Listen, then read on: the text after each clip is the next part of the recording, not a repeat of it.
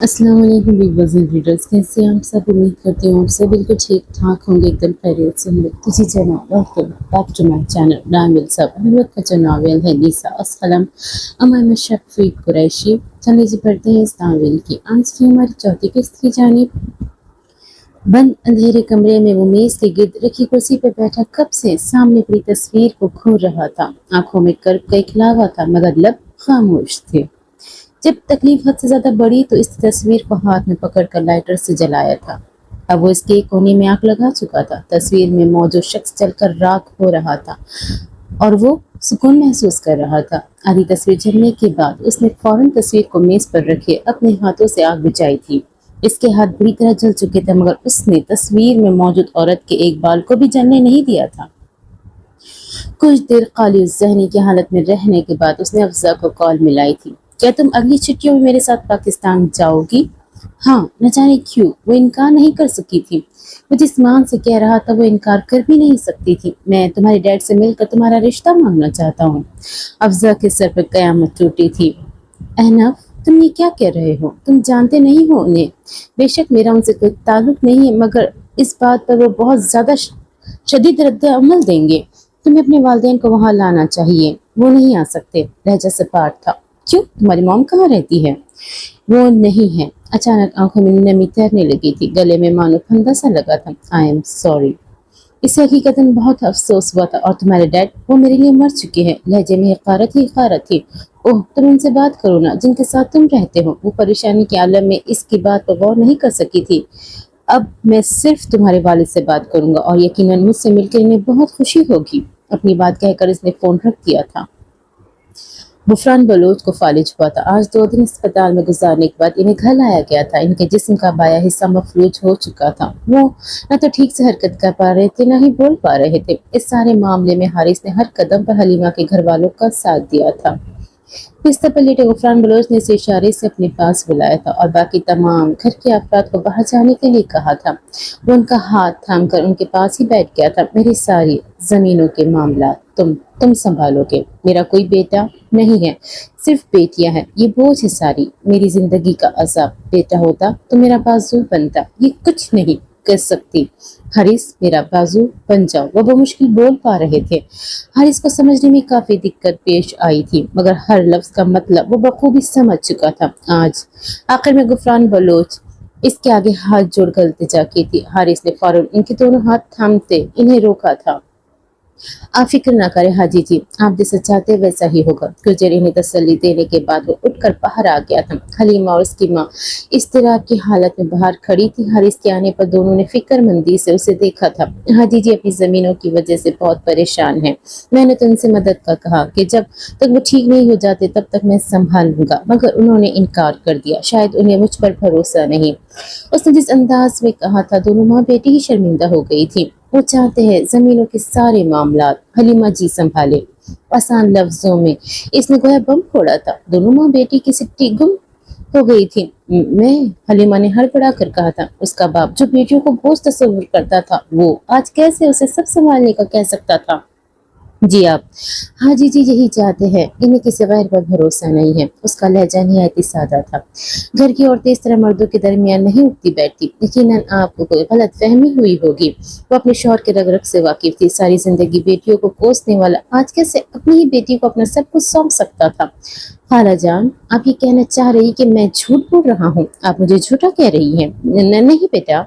ताहिरा बेगम, क्या हलीमा भी इस बात पर घबरा गई थी? आप दोनों को मेरी बात पर यकीन नहीं है ना? तो फिर ठीक है, हाजी जी से ही पूछ लेते हैं। वो तेजी से कमरे के अंदर दाखिल हुआ था। हलीमा और ताहिरा बेगम भी भागती हुई उसके पीछे गई थी।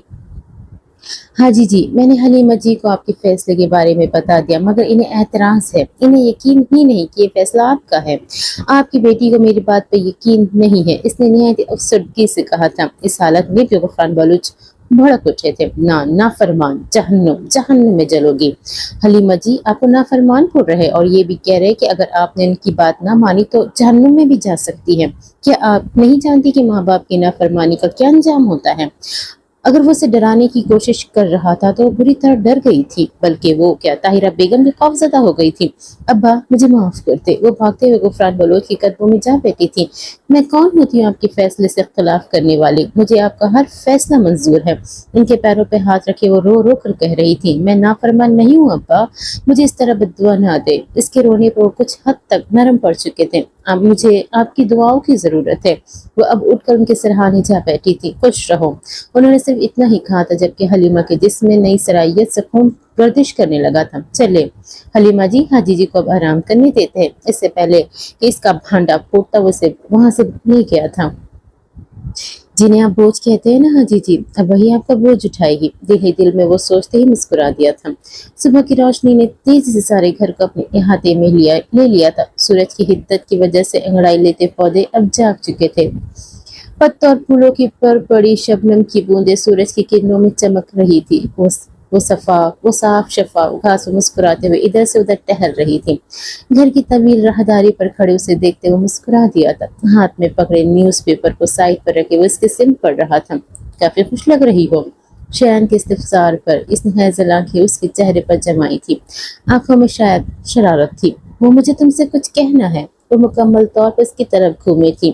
وہ اس کے چہرے کے تاثرات جانچنے کی کوشش کر رہا تھا، شرارت کے ساتھ ساتھ شاید اس کے چہرے پر شرم و حیا کے رنگ بھی تھا۔ جو بھی تھا وہ محظوظ ہوا تھا۔ کہو۔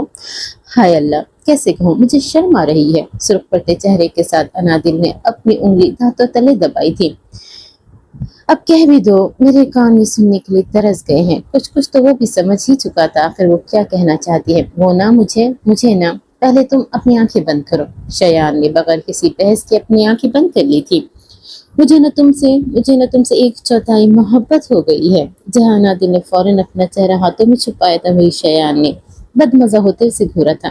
1/4 محبت، دونوں ہاتھ کمر پر رکھے وہ دانت کچلاتے پوچھ رہا تھا۔ ہاں نا، وہ ایسے شرما رہی تھی جیسے شادی کو ابھی ایک ہی دن گزرا ہو۔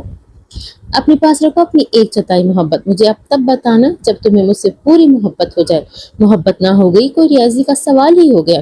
1/4، وہ غصہ سے سر سے جھٹکتے آگے بڑھا تھا۔ انادل منہ بھی سر و رخ موڑا تھا، وہ اعتراف کے قابل ہی نہیں تھا۔ ہر گزرتے دن کے ساتھ وہ زیادہ نہ سہی مگر تھوڑی بہت سدھرتی جا رہی تھی۔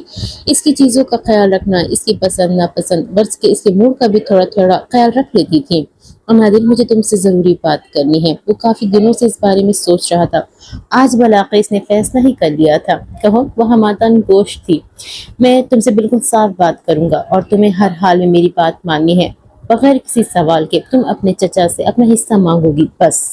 اس نے گو کہ اپنے فیصلے پر مہر لگائی تھی۔ وہ بے یقینی سے اسے دیکھتی ہی رہ گئی تھی۔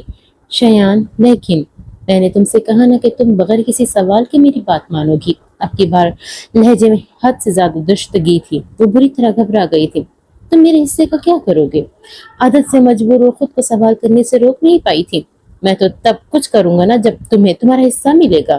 وہ سر جھٹک کر ہنس دیا تھا۔ اس بات کا کیا مطلب؟ مطلب یہ کہ تمہارے چچا جتنے سیدھے دکھتے ہیں اتنے ہیں نہیں۔ تم مطالبہ تو کر کے دیکھو، تمہیں خود پتہ چل جائے گا۔ اب یہ زیادہ ہو رہا ہے۔ وہ میرے والد کی جگہ ہے، میں ان کے بارے میں کچھ نہیں سنوں گی۔ اس کی آنکھوں میں دبا دبا سا غصہ چھلکنے لگا تھا۔ ٹھیک ہے، تو پھر تم مطالبہ کر کے دیکھ لو، خود ہی سمجھ جاؤ گی۔ اس نے لاپرواہی سے کندھے اچکائے تھے، ایسے جیسے اپنی بات پر پورا یقین ہو۔ میرے چچا جان بہت اچھے انسان ہیں۔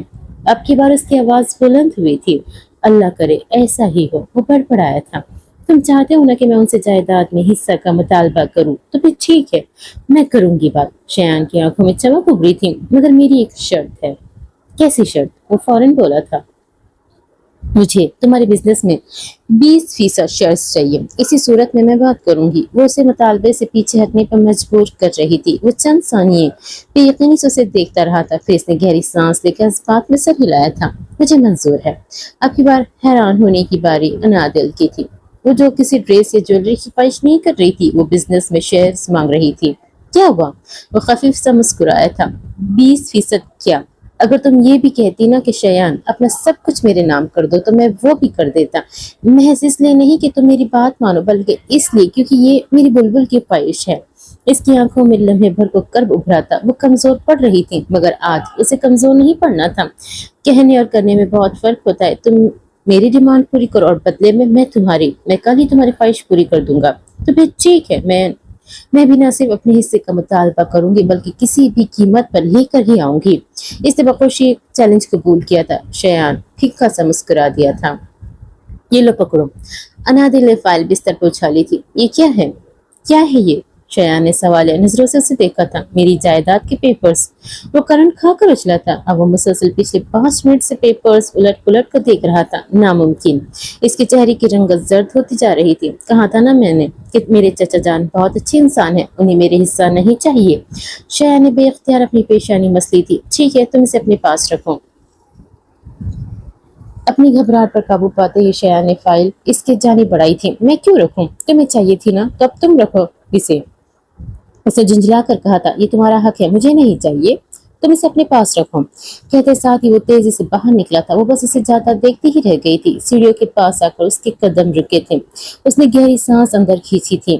اس کا مطلب میرا شک غلط تھا، یا پھر شاید یہ بھی کوئی چال ہو۔ پیشانی پر آئے پسینے کی بوندوں کو صاف کرتے ہی وہ تیزی سے زینے اتر رہا تھا۔ گزرتے وقت کے ساتھ ساتھ حلیمہ نے سارے کام سنبھال لیے تھے۔ حارث وقتاً فوقتاً اس کی مدد کرتا رہتا تھا۔ غفران بلوچ کے سامنے وہ ایسے دکھاتا تھا جیسے سارے معاملات وہ سنبھالتا ہے، لیکن یہ بات زیادہ عرصہ چھپ نہیں سکی تھی۔ آخرکار غفران بلوچ کو علم ہو ہی گیا تھا، مگر تب تک بہت دیر ہو چکی تھی۔ حلیمہ سارے معاملات کو اچھی طرح سمجھ چکی تھی۔ غفران بلوچ نے ہنگامہ کھڑا کرنے کی بجائے خاموشی کا لبادہ اوڑھ لیا تھا۔ یہ بات پریشان کن تھی۔ چند ہی مہینوں میں وہ مکمل طور پر صحت یاب ہو چکے تھے۔ آج وہ اور حلیمہ زمینوں کے کسی مسئلے کے سلسلے میں گاؤں گئے تھے۔ معاملات حل ہونے کے بعد وہ لوگ واپس ہی آ رہے تھے کہ گاؤں کے سرداران نے انہیں روک لیا تھا۔ کچھ لمحے ادھر ادھر کی باتیں ہوتی رہی تھیں۔ ویسے حاجی جی، آپ بہت خوش قسمت ہے جو آپ کو ایسی ہونہار اولاد ملی ہے۔ آپ کی غیر موجودگی میں حلیمہ بیٹی نے جیسے سارے معاملات سنبھالے ہیں، ایسے تو شاید کوئی مرد بھی نہ سنبھال سکے۔ انہوں نے واقعی آپ کا بازو بن کر دکھایا ہے۔ یہ آپ کی بیٹی نہیں بلکہ بیٹا ہے۔ ایک آدمی نے بہت خوش دلی سے یہ الفاظ کہے تھے، یہ میرا بیٹا نہیں ہے، یہ میرا بیٹا کبھی بن بھی نہیں سکتی۔ ان کا لہجہ ہمیشہ کی طرح سخت تھا۔ حلیمہ کے ہاتھ پیر کانپنے لگے تھے۔ وہ ساری دنیا کے سامنے یہ تذلیل برداشت نہیں کر سکتی تھی۔ آج اگر ضروری نہ ہوتا تو وہ کبھی بھی حلیمہ کو اپنے ساتھ نہ لاتے۔ اس کا دل زور زور سے دھڑکنے لگا تھا۔ سیکنڈوں کے حساب سے اس کی دھڑکن تیز ہوتی جا رہی تھی۔ ہتھیلیوں پر نمی تر آئی تھی، جسے ابھی وہ کہیں گے یہ تو محض بوجھ ہے، اس کے علاوہ اور کچھ نہیں۔ جیسے غفران بلوچ نے بولنے کے لیے لب کھولے تھے، حلیمہ نے نظریں جھکا لی تھی۔ یہ ذلت برداشت کرنے کی اس میں بالکل سکت نہ تھی۔ یہ میری بیٹی ہے اور مجھے فخر ہے، یہ میری بیٹی ہے۔ جوتوں پہ گھڑی نگاہیں فوراً اٹھی تھی۔ لمحے بھر کو سکتہ طاری ہو گیا تھا۔ سانسوں کی رفتار تیز ہوتی جا رہی تھی۔ سرخ نم آنکھیں اپنے اندر نہ جانے کتنی دیر حیرت سمائے ہوئی تھی۔ بیٹی کو بیٹی ہی رہنا چاہیے، اسے کبھی بیٹا نہیں بننا چاہیے، کیونکہ وہ بیٹا بن ہی نہیں سکتی۔ جو کام وہ بیٹی بن کر کر سکتی وہ بیٹا بن کر کبھی نہیں کر سکتی۔ 21ویں صدی ہے یہ، ہمیں بھی اپنی سوچ بدلنی چاہیے۔ کبھی کسی بیٹی کو یہ احساس نہیں دلانا چاہیے کہ کاش وہ بیٹا ہوتی۔ انہوں نے ایک دفعہ بھی حلیمہ کی جانب نہیں دیکھا تھا، اور یہ کر کے انہوں نے گو کہ اس پر احسان کیا تھا، ورنہ وہ اسی وقت گر جاتی۔ وہ جب سے گھر آئی تھی تب سے روئی چلی جا رہی تھی۔ حارث سے خاموش کروا کر تھک چکا تھا، مگر اب چپ ہونے کا نام ہی نہیں لے رہی تھی۔ حلیمہ جی، یہ تو خوشی کی بات ہے نا، پھر آپ کیوں رو رہی ہیں؟ مجھے خود سمجھ نہیں آ رہا۔ وہ سسکیوں کے درمیان بولی تھی۔ حلیمہ جی، اب بس بھی کر دے۔ اب کی بار اس کی آواز قدرے اونچی تھی۔ آپ مجھے ڈانٹ رہے ہیں حارث جی؟ اب سسکیوں کے ساتھ ساتھ ہچکیاں بھی بن چکی تھی۔ ڈانٹ نہیں رہا میں، اس نے آج سے پہلے ایسی بے بسی کبھی محسوس نہیں کی تھی۔ آپ ڈانٹ ہی رہے ہیں، آپ بھی کہتے ہوں گے پتہ نہیں کس سے پالا پڑا ہے، اس سے اچھا فاطمہ سے ہی شادی کر لیتے۔ وہ روانی میں بول گئی تھی، جبکہ حارث کا رنگ پل میں فک پڑا تھا۔ وہ کچھ دیر کھڑا لب کترتا رہا تھا، پھر آہستگی سے قدم بڑھاتے اس کے پاس جا بیٹھا تھا۔ میں نے بچپن سے لے کر جوانی تک صرف فاطمہ جی کو ہی مانگا ہے۔ امی کی دعاؤں میں بہت اثر ہے۔ میں ان سے ہمیشہ کہتا تھا کہ وہ میرے لیے فاطمہ جی کو مانگے، مگر انہوں نے کبھی مجھے یہ دعا نہیں دی۔ انہوں نے ہمیشہ میرے لیے ایک وفادار اور فرمانبردار بیوی مانگا، اور آج میں اعتراف کرتا ہوں کہ انہوں نے بالکل ٹھیک کیا۔ انہوں نے میرے لیے آپ کو مانگا۔ میں واقعی بہت خوش قسمت ہوں۔ حارث نے اپنا مضبوط ہاتھ اس کے ہاتھ پر رکھ کر ہلکا سا دباؤ دیا تھا۔ وہ چند ثانیے بے یقینی سے اسے دیکھتی رہی تھی، پھر اس نے اپنی گھنی پلکیں جھکا لی تھی۔ رات کی سیاہی نے ہر ایک چیز کو اپنے لپیٹ میں لے لیا تھا۔ چاند کی روشنی برابر کمرے میں پھیلی ہوئی تھی۔ وہ سونے کی نیت سے بستر پہ لیٹی ہی تھی کہ اس کا فون بجا تھا۔ غیر شناسا نمبر دیکھ کر اس کے ماتھے پہ بل نمودار ہوئے تھے۔ کچھ دیر کشمکش کا شکار رہنے کے بعد بلاخر اس نے کال اٹینڈ کر ہی لی تھی۔ کون؟ تمہارا عاشق۔ انادل کا دل دھک سے رہ گیا تھا۔ کون بات کر رہا ہے؟ وہ دبا دبا سا غر رہی تھی۔ معیز۔ انادل کا چہرہ غصے سے سرخ پڑا تھا۔ تمہاری ہمت کیسی ہوئی مجھے فون کرنے کی؟ سیدھا مدعے پر آتے ہیں۔ میرے پاس تمہاری کچھ یادیں ہیں۔ یقیناً تم ہرگز نہیں چاہو گی کہ وہ تمہارے شوہر تک پہنچے، اس لیے کل تم مجھ سے آ کر مل رہی ہو۔ وہ بالکل گنگ رہ گئی تھی۔ آخر وہ کن یادوں کی بات کر رہا تھا؟ تمہارے پاس ایسا کچھ نہیں ہے، اور اگر ہے بھی تب بھی میں نہیں آؤں گی۔ اپنی گھبراہٹ پہ قابو پاتے وہ اٹھ کر کھڑکی کے پاس گئی تھی۔ چاند کی روشنی میں اس کا پریشان چہرہ واضح تھا۔ شیان اس وقت گہری نیند سو رہا تھا۔ وہ نہیں چاہتی تھی کہ اٹھ جائے۔ وہ تمہیں سینڈ ہی کر دیتا ہوں، مگر اس کے بعد بھی تم نہ آئی تو پھر انایا سے شادی کر لوں گا۔ ڈیڈ سے بات کر لی ہے میں نے، انہیں کوئی اعتراض نہیں ہے، اور انایا کو بھی اپنی باتوں میں لانا میرے لیے کوئی مشکل کام نہیں ہے۔ وہ اپنے الفاظ اس کی سانسیں چھین رہا تھا۔ معیز تم ایسا کچھ کال کر چکی تھی۔ انادل کو اپنا دل بند ہوتا ہوا محسوس ہوا تھا۔ چند لمحوں میں سے کچھ ایسی تصاویر موصول ہوئی تھی۔ تصاویر میں انادل اور معیز تھے، لیکن کچھ نازیبا نہ تھا۔ اسی وجہ سے اس نے انایا کے حوالے سے اسے دھمکی دی تھی، لیکن وہ پھر بھی نہیں چاہتی تھی کہ شیان کے سامنے یہ تصویر آئے۔ ان میں وہ بے پردہ تھی، اور اس کی ڈریسنگ بھی کچھ اچھی نہ تھی۔ وہ نہیں چاہتی تھی کہ شیان کو پتہ چلے کہ وہ ساری عمر نامحرم مردوں کے ساتھ گھومتی پھرتی رہی ہے۔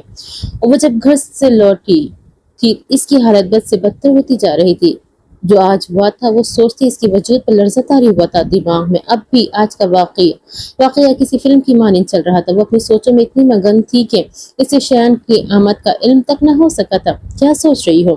اس کی سنجیدہ آواز پہ وہ تقریباً اچھلی تھی کہ کچھ بھی نہیں۔ نہ جانے کیوں وہ اس سے نظریں نہیں ملا پا رہی تھی۔ بے اختیار اس نے اپنے پسینے سے تر ہاتھ خشک ہوتے گلے پر رکھا تھا۔ کافی انجوائے کیا ہوگا نہیں؟ اپنا کوٹ اتارتے ہوا وہ اس کے پاس جا بیٹھا تھا۔ ہاں۔ وہ اب اپنے ہاتھوں پہ نگاہیں جمائے اپنی گھبراہٹ پہ قابو پانے کی کوشش کر رہی تھی۔ ویسے کیا کرتی رہی ہو تم سارا دن؟ وہ اس انداز میں بیٹھا تھا جیسے اسے سننے کے لیے بہت بےتاب ہو۔ وہ میں سب گھر والوں سے ملی، پھر ہم لنچ پر گئے۔ نہ جانے کی اس کی زبان لڑکھڑا رہی تھی۔ کس ریسٹورینٹ میں؟ اس کا چہرہ بے تاثر تھا، مگر انادل کے چہرے پہ صرف گھبراہٹ تھی۔ تم اتنے سوال کیوں کر رہے ہو؟ بالوں کو کان کے پیچھے اڑستے وہ بستر سے اٹھ کھڑی ہوئی تھی۔ ہاتھ جیسے کپکپا رہے تھے، جیسے کوئی چوری پکڑ جانے کا خوف ہو۔ شوہر ہوں تمہارا، سوال کرنے کا حق ہے مجھے۔ شیان نے انادل کا رخ اپنی طرف موڑا تھا۔ اس کا لرزتا وجود اور پیشانی پر پسینے کی بوندیں چیخ چیخ کر اسے بہت کچھ سمجھا رہی تھی۔ تمہارے ساتھ کون کون گیا تھا ریسٹورینٹ؟ اس نے اسی انداز میں اگلا سوال پوچھا تھا۔ وہ اپیا اور ذیشان بھائی، اور ان سوالوں کا مقصد سمجھ نہیں پا رہی تھی، لیکن اس وقت وہ بس اکیلے رہنا چاہتی تھی، خوب رونا چاہتی تھی۔ شیان کا سامنا کرنے کی ہمت وہ کھوتی جا رہی تھی، اور کوئی نہیں تھا۔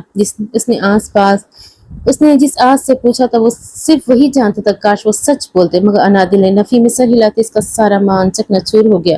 سرد آہ بھرتے اس سے دور ہوا تھا۔ اسے اب گھٹن محسوس ہونے لگی تھی۔ شرٹ کے اوپری 2 بٹن کھول کر اس نے سانس لینے کی کوشش کی تھی، مگر شاید آکسیجن اس دنیا سے ختم ہو چکی تھی۔ تو یعنی تم کسی سے ملنے نہیں گئی تھی؟ بے تاثر لہجہ اب غم و غصے سے بھرا تھا۔ وہ لمحے بھر کو چونکی تھی۔ چہرے پر ایک ساتھ کئی سائے لہرائے تھے۔ ٹانگوں سے جان نکلتی ہوئی محسوس ہوئی تھی۔ آخر اس نے کیسے سوچ لیا تھا کہ وہ معیز کی بات مان لے گی؟ وہ شیان کو کچھ نہیں بتائے تھی۔ تو پھر یہ کیا ہے انادل صاحبہ؟ شیان نے اپنے موبائل کی اسکرین اس کے سامنے کی تھی۔ انادل کے قدم منجمد ہو گئے تھے۔ وہ فخر رنگت کے ساتھ نہ جانے کتنی دیر استعدا رہی تھی۔ یہ محض تصویر نہیں تھی، یہ اس کی آبرو تھی جس پر پرخچے بھرے بازار میں اڑائے گئے تھے۔ جس قدر و قیمت کو بنانے میں اسے نہ جانے کتنا وقت لگا تھا، آج ایک تصویر نے اس سے وہ چھین لی تھی۔ اس نے مجھ سے کہا تھا کہ تمہاری بیوی مجھ سے ملنے آئے گی۔ میں نے یقین نہیں کیا۔ تم نے میکے جانے کی ضد کی، میں نے جانے دیا، کیونکہ تم پر خود سے زیادہ اعتماد کرتا تھا۔ اس نے جب یہ تصویر بھیجی، میں نے تب بھی صبر و تحمل کا مظاہرہ کیا۔ پہلے تم سے پوچھا شاید تم مجھے سچ بتا دو، لیکن نہیں۔ آخر میں اس کی آواز لمحے بھر کو کپکپائی تھی۔ شیان، میں کچھ بھی مت کہنا انادل، بس چلی جاؤ یہاں سے، مجھے اکیلا چھوڑ دو۔ وہ نڈھال سا بستر پہ گرا تھا۔ تم غلط سمجھ رہے ہو۔ وہ تڑپ اس کے پاس زمین پر گھٹنوں کے بل بیٹھی تھی۔ میں اس وقت تمہاری شکل نہیں دیکھنا چاہتا، تم پلیز چلی جاؤ۔ اس نے آنکھیں نیچے رخ موڑا تھا۔ شیان، مجھے صفائی کا ایک موقع تو دو۔ انادل نے روتے ہوئے اس کے گھٹنوں پہ ہاتھ رکھے تھے۔ दिया था मौका मगर तुमने झूठ बोलकर गवा दिया। अभी चली जाओ यहाँ से, मुझे मेरी मोहब्बत का मातम मनाने दो। मुझे यकीन कर लेने दो कि मेरी बीवी ने मेरे साथ खयानत की है। इसकी कटील अल्फाज ने किसी घोंसे की तरह नादिल के दिल पर नक्श हुए थे। आखिर जिंदगी ने और कौन कौन से इम्तिहान लेने थे? आखिर क्यों हर बार इसका ही किरदार मशकूक हो जाता था? वो चाहे खुद को हजार पर्दों में छुपा ले मगर फिर भी बात हमेशा इसके पर्दे और किरदार पर आकर रुक जाती थी। तो मुझे बहुतान लगा रहे हो? वो सुर्ख आंखों से उठ खड़ी हुई थी। शेयान ने कुछ नहीं कहा था। वो खामोशी से फर्श पर बिछी भूरी कारपेट को तकता रहा था। क्या सबूत है तुम्हारे पास कि मैं बदकिरदार हूँ? सिर्फ एक तस्वीर से तुम ये फैसला कैसे कर सकते हो कि मैंने खयानत की है? वो फट पड़ी थी। तुम इससे मिलने रेस्टोरेंट गई थी? हाँ या ना? हाँ गई थी, बगैर किसी लगी लिपटी। इसने कबूल किया था। तुम एक नामहरम से मिलकर आ रही हो और मुझे कह रही हो कि मैं बहुतान लगा रहा हूँ। वो अजीब तर्ज से हंसा था। अनादिल की आंखों में किरचियां चुभने लगी थी। इससे ये साबित नहीं होता कि मेरा किरदार खराब है। तुम्हें क्या मालूम कि वहाँ क्या हुआ था? लेकिन ठीक है, अब मैं भी नहीं बताऊंगी। जहाँ एतबार ना हो वहाँ सफाई देने का कोई फायदा नहीं। लेकिन अब तुम मेरे किरदार पे उंगली उठा ही रहे हो तो फिर ठीक है। तुम तो जानते ही हो ना किसी पे बहुतान लगाने की सजा क्या है।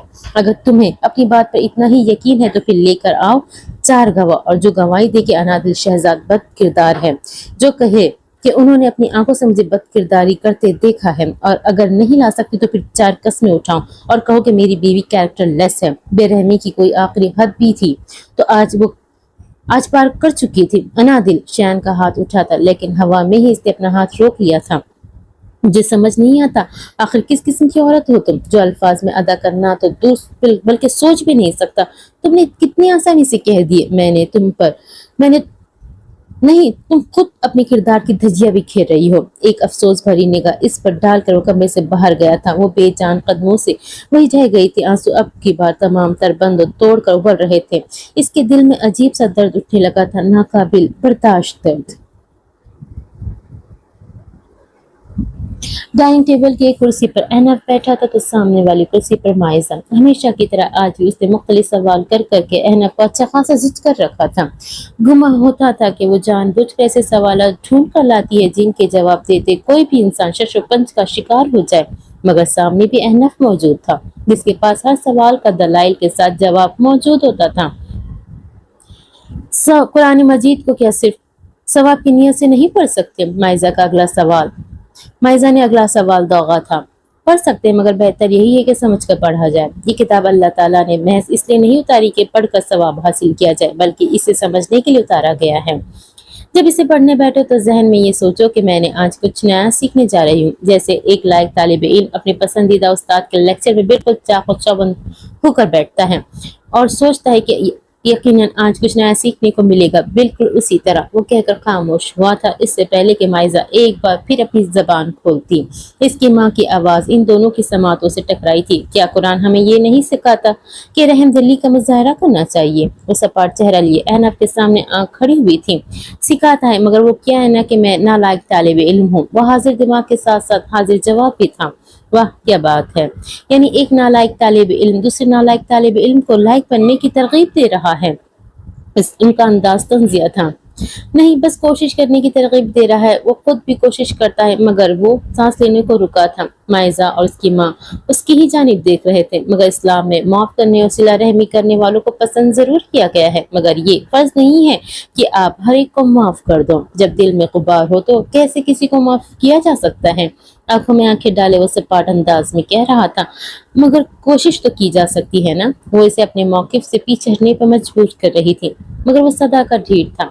आखिर कैसे पीछे हट सकता था? मैंने कहा ना कि मैं एक नालायक तालिब इल्म हूँ। अब की बार होठों पर खफीफ से मुस्कुराहट नमूदार हुई थी। माइजा की माँ सर झटकते वहां से चली गई थी। इसका तो दिमाग खराब था, इससे बहस करने का फायदा ही क्या था। सियाह रात में छाई धुंध में सिगरेट का धुआं मुसलसल घुलता चला जा रहा था। चेहरे पे इस्तराब के साए लहरा रहे थे। गुजरता हर लम्हा ही सदियों के बराबर मालूम होता था। चेहरे की थकन और उकताहट से ऐसा गुमा होता था जैसे वो गमों के पहाड़ों के नीचे कहीं तबाह सा हो। सिगरेट का धुआं फजा में छोड़ते इसने आसमान की जानिब देखा था। धुंध में छुपे तारे आंख में चोले खेलते दिखाई दे रहे थे। इसने कर्ब से आंखें बंद की थी, तभी इसे अपने कंधे पर एक नर्म मुलायम हाथ महसूस हुआ था। वो जानता था कि वो हाथ किसका है। ایک بار تحمل سے میری بات سن لو، اس کے بعد تمہارا جو فیصلہ ہوگا مجھے منظور ہے۔ نسوانی آواز پر اس نے آنکھیں کھولے دائیں طرف دیکھا تھا۔ اس کی آنکھیں خمار آلود تھی جبکہ انادل کی آنکھوں میں اب بھی آنسو چمک رہے تھے۔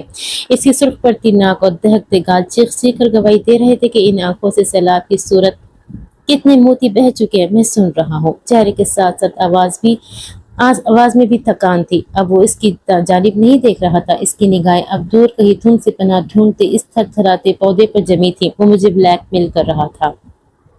اس نے کہا تھا اگر میں اس سے ملنے نہیں گئی تو وہ عنایت سے شادی کر لے گا۔ بولتے بولتے وہ رکی تھی، بغیر دیکھے بھی وہ جانتا تھا وہ کیوں چپ ہوئی ہے۔ اگر وہ عنایت کے لیے صحیح نہیں ہے تو پھر تمہارے لیے کیسے ہے؟ ان کا لہجہ گرچہ سپاٹ تھا مگر آنکھیں سرخ سے سرخ تر ہوتی جا رہی تھی۔ میں اس سے ملنے نہیں گئی تھی، میں نے کوئی خیانت نہیں کی۔ اس نے دبا دبا سا احتجاج کیا تھا۔ وہ تصاویر تو کچھ اور ہی بتا رہی ہے نادل۔ وہ اب بھی اس کی جانب دیکھنے سے گریز کر رہا تھا۔ میں نے تم سے کہا نا کہ میں اپنے گھر جا رہی ہوں اور میں وہی گئی تھی۔ فضا میں دھند آلو سانس چھوڑتے اس نے بولنا شروع کیا تھا۔ مجھے یقین نہیں ہو رہا کہ معیز ایسا کر سکتا ہے۔ انابیہ نے افسوس سے ساری تصاویر اور میسیجز کو دیکھتے کہا تھا، تم فکر نہ کرو، میں ذیشان سے بات کرتی ہوں۔ کیا بات کرنی ہے مجھ سے؟ وہ اسی وقت کمرے میں داخل ہوا تھا۔ انادل اور انابیہ گھبرا کر ایک دوسرے کو دیکھا، پھر انابیہ نے ہمت کر کے اسے سب کچھ بتا دیا۔ اس کی اتنی جرت کہ میری بہن کو دھمکی دے۔ تم فکر مت کرو دل، اس کا دماغ میں درست کرتا ہوں۔ تم اس سے ملنے ضرور جاؤ گی لیکن اکیلی نہیں، میں اور بیا تمہارے ساتھ جائیں گے۔ میں دیکھنا چاہتا ہوں کہ آخر میرا بھائی کیسے گر سکتا ہے۔ ذیشان نے غصے سے مٹھیاں بھینچی تھی۔ ذیشان کے کہنے پر وہ معیز کی بتائی ہوئی ٹیبل پر جا کر بیٹھی تھی۔ انابیہ اور ذیشان کسی دوسری جگہ جا کر بیٹھے تھے۔ انادل نے اس سے تصویر کا مطالبہ کیا تھا جس پر اس نے ایسی شرط رکھی تھی کہ بالکل بھونچ کر رہ گئی تھی۔ میں تمہاری تصاویر ڈیلیٹ کر دوں گا لیکن تمہیں پھر مجھ سے نکاح کرنا ہوگا۔ اسے چھوڑ دو دل اور مجھ سے شادی کر لو۔ وہ حیران و پریشان اسے دیکھتی ہی رہ گئی تھی۔ اگر دل یہ سب نہ کرے پھر؟ ذیشان کی آواز پر مانو سے سکتہ ہی طاری ہو گیا تھا۔ ذیشان بھائی، معیز نے تھوک نکلتے اٹھ کھڑا ہوا تھا۔ مجھے بھائی مت کہنا، بھائی میں صرف دل کا ہوں۔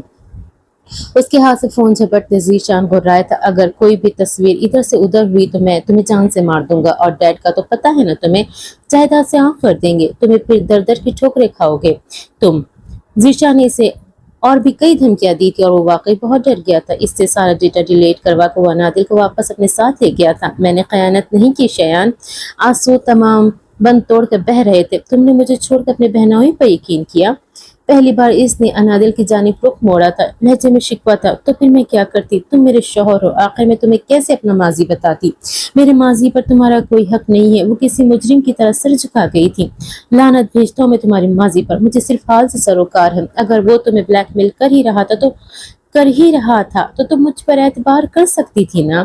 میں اس مسئلے کا خود سے حل کرنا چاہتی تھی، مجھے لگا تم بدگمان ہو جاؤ گے مجھ سے۔ تو اب کیا میں نہیں ہوا؟ انادل، میں تمہیں آخری بار وارن کر رہا ہوں، تم دوبارہ کہیں کسی کے ساتھ بھی نہیں جاؤ گی۔ میں تمہارا عاشق ضرور ہوں لیکن اس سے پہلے میں تمہارا شوہر ہوں۔ لہجہ دو ٹوک تھا، کسی قسم کی کوئی نرمی اور کوئی لچک نہ تھی۔ سوری، اس نے بس اتنا ہی کہا تھا۔ اور یہ جو تم اپنے بارے میں اتنی بکواس کی ہے نا، یہ بھی آخری بار ہے۔ میں کسی کو بھی یہ حق نہیں دوں گا کہ وہ میری بیوی کے بارے میں اس قدر سخت الفاظ استعمال کرے، تم خود بھی نہیں۔ درست اور بالکل صاف الفاظ، بغیر کسی لحاظ اور نرم مزاجی کے۔ انادل نے فوراً اس بات میں سر ہلایا تھا۔ وہ ہاتھ میں پکڑی سگریٹ کو پھینکتے وہاں سے چلا گیا تھا۔ دونوں کے درمیان بے اعتنائی کی ایک لکیر کھینچ چکی تھی جسے انادل کو ہی مٹانا ہے۔ اپنے دامن پر ہزاروں داغ کے باوجود بھی ایک مرد کو ایک پاک بیوی چاہیے ہوتی ہے جسے چھونا تو دور کبھی کسی نے دیکھا تک نہ ہو۔ بالوں کو کلچر میں مقید کیے وہ لان میں موجود کرسی پر بیٹھی تھی۔ اس کے ہاتھ میں ایک ڈائری اور پین تھا۔ تیز چلتی ہوائیں مسلسل اس کے چہرے پہ جھولتی لٹوں کے ساتھ اٹکھلیاں کر رہی تھی۔ پین کو دانتوں میں تلے دبائے وہ لہلہاتے پودوں کو دیکھ رہی تھی جو کبھی دائیں تو کبھی بائیں کی طرف جھول رہے تھے۔ وہ مجھ سے خفا ہے اور اس کا خفا ہونا بھی جائز بھی ہے، مگر میں کیا کروں؟ میں چاہ کر بھی اس حادثے کو نہیں بھلا پا رہی۔ اس دن مجھے شدت سے احساس ہوا تھا کہ کاش میں پردہ کرتی تو شاید میرے ساتھ یہ سب نہ ہوتا۔ اس سوچ کے تحت میں نے پردہ کرنا شروع کیا، مگر پھر کیا ہوا؟ میری زندگی پہلے سے بھی زیادہ مشکل ہو گئی۔ میری ہر غلطی اور ہر گناہ کو اسلام کے ترازو میں تولا جانے لگا۔ بار بار میرے کردار پہ انگلی اٹھائی گئی۔ میں نے جب بھی خود کو ساتھ پردوں میں چھپانے کی کوشش کی ہے، ہمیشہ زندگی ایسا پلٹا کھاتی ہے کہ میں دنگ رہ جاتی ہوں۔ شاید میں ہی غلط ہوں، شاید غلطی ہمیشہ میری ہی ہوتی ہے، مگر میں کیا کروں؟ میں انسان ہوں اور کاملیت میرے لیے نہیں ہے۔ اے اللہ روز قیامت اس بندی کو بخش دینا، اس لیے نہیں کہ میں یہ نماز پڑھتی ہے اور پردہ کرتی، بلکہ اس لیے کیونکہ یہ کوشش کرتی ہے۔ قلم کے ساتھ ساتھ ہاتھ بھی رکے تھے، بند آنکھوں سے ایک آنسو ٹوٹ کر ڈائری کے صفحے پر بکھری قلم کی سیاہی میں کہیں جذب سا ہو گیا تھا۔ پودوں کی بکھرتی تازہ آکسیجن کو اپنے اندر اتارتے اس نے ڈائری بند کی تھی۔ وہ کچن میں کام کر رہی تھی جب اچانک اسے اپنے پشت پر کسی کے کھڑے ہونے کا احساس ہوا تھا۔ وہ فوراً پلٹی تھی۔ حارث کو اپنے سامنے دیکھ کر اس کی جان میں جان آئی تھی۔ کچھ چاہیے تھا آپ کو؟ اس نے نظریں جھکائے دھڑکتے دل کے ساتھ پوچھا تھا۔ شکریہ حلیمہ جی۔ اس کا ہاتھ تھام کر حارث نے بہت عقیدت سے چوما تھا۔ حلیمہ کی کان کی لوئی تک سرخ ہوئی تھی، پلکوں کا بوجھ اس قدر بڑا تھا کہ شاید اب یہ ساری زندگی نہ اٹھ سکے۔ میں آج بہت خوش ہوں۔ آپ کو پتہ ہے کتنے سالوں سے زمینوں کا مسئلہ چل رہا تھا، مگر آج وہ مسئلہ حل ہو گیا، ہمیں وہ زمینیں واپس مل گئی۔ یہ سب آپ کے ساتھ کی وجہ سے ممکن ہوا ہے۔ آپ کے ساتھ نے مجھے یہ اعتماد دیا کہ مجھے کسی صورت ہار نہیں ماننی۔ اس کے ہر الفاظ سے خوشی چھلک رہی تھی۔ وہ سارا کریڈٹ حلیمہ کو دے رہا تھا۔ یہ سب آپ کی ہمت اور محنت کی وجہ سے ممکن ہوا ہے۔ اگر حارث سارا کریڈٹ اسے دے رہا تھا تو پھر وہ کیوں پیچھے ہٹتی؟ اس نے آپ کیا کر رہی ہے؟ اس نے موضوع تبدیل کیا تھا۔ رات کے کھانے کی تیاری، رہنے دیں، آج کا کھانا ہم باہر کھائیں گے۔ مدھم سے مسکرا دی تھی۔ وہ بھی مسکرا کر پلٹنے ہی لگا تھا جب حلیمہ کے الفاظ کی بازگشت اس کے قدموں کو روک لیا تھا۔ آپ مجھے چھوڑ تو نہیں دیں گے؟ یہ کس قسم کا سوال ہوا؟ اس کے ماتھے پر شکنی ابھری تھی۔ میں طلاق یافتہ ہوں اور بانجھ بھی، میں آپ کو اولاد کی خوشی نہیں دے سکتی۔ آپ دوسری شادی تو نہیں کریں گے؟ دونوں ہاتھوں کو سختی سے مس کیے اس نے جوتوں پر نگاہیں جمائے کہہ ہی ڈالا تھا۔ آخر کب تک وہ اس خدشے کو دل میں رکھتی؟ بہتر یہی تھا کہ زبان پر لا کر یا تو اپنے خدشات کی تردید ہوتے دیکھتی یا پھر تائید اگر کر لو تو۔ حلیمہ کے ہاتھوں کی کپ کپاہٹ ایک دم تیز ہوئی تھی، جبکہ نگاہیں مزید سوکھ گئی تھی۔ وہ اپنے پاؤں میں پہنے جوتوں کو ایسے گھور رہی تھی جیسے اس سے زیادہ خوبصورت چیز اس دنیا میں کوئی اور نہ ہو۔ میرا حق ہے، میں کر سکتا ہوں۔ ہاتھوں کو سینے پہ باندھے وہ سنجیدگی سے کہہ رہا تھا، جبکہ آنکھوں میں شرارت کی چنگاریاں تھی اور لب بھی مسکرا رہے تھے، مگر وہ تو اپنے جوتوں کے عین وسط میں موجود نگینے کی خوبصورتی میں اس قدر غرق تھی کہ کہاں حارث کا عام سا چہرہ دیکھ پاتی۔ ہاں چل لیں، آپ کا حق ہے۔ آنکھوں میں آنسو جمع ہونے لگے تھے۔ ان آنسوؤں کو بہنے سے روکنے کی صحیح کرتے لب مسلسل نیم واہ تھے۔ تو پھر ڈھونڈ دینا کوئی اچھی سی لڑکی۔ حلیمہ کے شے پر وہ مزید شیر ہوا تھا۔ میں کیوں ڈھونڈوں، خود ڈھونڈے۔ نہ چاہتے ہوئے بھی لہجے میں درشتگی ادھر آئی تھی۔ آنسو اب چوری چھپے گال پر لکھنے کی پوری تیاری میں جت گئے تھے، مگر اس نے تو جیسے ٹھان رکھی تھی یہ موتی آنکھوں کی امانت ہے، گالوں پر ان کا بہنا محض بے قدری ہے۔ اصل مسئلہ یہی ہے کہ مجھے کوئی ملے گی نہیں نا۔ کون مجھ جیسے شادی شدہ شخص سے شادی کرے گی، اور وہ بھی تب جب اسے یہ علم ہو کہ میری بیوی بہت زیادہ لڑکا ہے اور مارتی بھی بہت ہے، اور وہ اپنے سوتن کو مار مار کر گنجا کر دے گی۔ اس نے چونک کر نظریں اٹھائی تھی۔ جوتوں پر بنے نگینے نے بھی شکر کا کلمہ پڑا تھا کہ چلو شکر ہے میرے حسن سے نگاہیں تو ہٹائی۔ میں کب لڑتی ہوں اور میں نے کب مارا کسی کو؟ اس کے گال کسی غبارے کی طرح پھول چکے تھے۔ حارث نے بالکل امڑتے کہے کو روکا تھا۔ وہ جانتا تھا کہ وہ اپنے آنسوؤں کا گلا گھوٹنے کی ناکام کوشش کر رہی ہے۔ ہاں تو ہم یہ خبر ہر جگہ پھیلا دیں گے نا، تاکہ کوئی میرے بارے میں سوچے بھی نہ۔ اس نے لب دبائے کہا تھا، یعنی آپ مجھے برا بنا دیں گے؟ وہ مزید بگڑی تھی۔ کوئی اور چارہ بھی تو نہیں ہے۔ اس نے اس انداز میں کندھے اچکائے تھے جیسے یہی دنیا کا آخری حل ہو۔ میں نہیں جا رہی آپ کے ساتھ باہر کھانے پر۔ پیر پٹکتے غصے سے وہاں سے گئی تھی۔ تو پھر میں کس کے ساتھ جاؤں؟ اس کی آواز پر حلیمہ کے قدم رکے تھے۔ کچن کے دروازے تک پہنچ کر وہ خار کھاتے پلٹی تھی۔ اس طرح پلٹنے کی وجہ سے کمر پر موجود بالوں کی چٹیاں جھٹکے سے دائیں کندھے پر آگے کی طرف آ گئی تھی۔ اس کے ساتھ چلے جائیے گا، چولہے کی طرف اشارہ کرتے وہ تن فن کرتی وہاں سے چلی گئی تھی۔ حارث نے ایک نظر دروازے کی جانب دیکھا تھا جہاں سے وہ جا چکی تھی، اور دوسری نظر سلیب پر پڑے چولہے کی جانب۔ وہ ہنس دیا تھا۔ وہ اسٹڈی روم کے کونے پر پڑی میز کے گرد رکھی کرسی پر بیٹھا ہوا تھا۔ لکڑی کی بنی اس چوکور میز کے اطراف میں 3 اور کرسیاں بھی رکھی گئی تھیں۔ میز کے دونوں کونوں میں سجاوٹ کے لیے 2 لیمپ رکھے ہوئے تھے، جبکہ وسط میں ایک گلوب اور ایک چند کاغذ پڑے تھے۔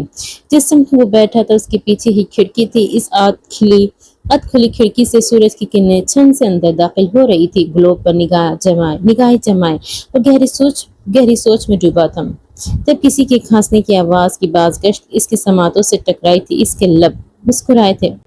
یہ تم کیا कर रहे हो, गुस्से से फुंकारे थे। आपका इंतजार। इस छोटे से ग्लोब पर निगाह जमाए वो सपाट अंदाज में खोया हुआ था। तुम्हारा दिमाग ठीक है?